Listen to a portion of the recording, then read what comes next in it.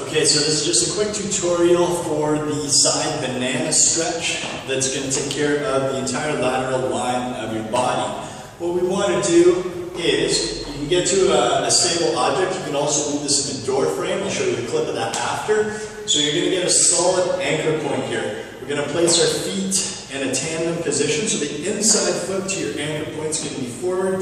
The outside foot is going to be back. What's going to be important is that we keep this outside leg straight through the entire time.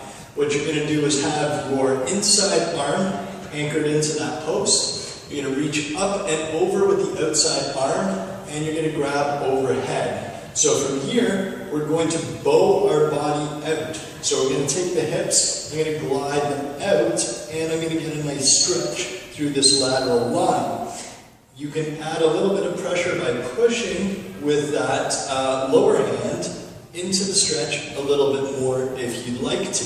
You can also advance the movement by moving your feet away a little bit further, reaching over again, anchoring in. So you're going to bow out and also rotate and look underneath your armpit. So from here, you can actually rotate back and forth and sort of knead into it a little bit, getting that stretch. Again, my back leg stays straight. The front leg can bend a little bit, but the back leg needs to stay straight as you knead into that stretch. So make sure you're breathing through this and feeling it all down the side. Some people feel it more in the armpit, some people more in the hip. Really all depends on where you are in terms of your tension. So give that a try.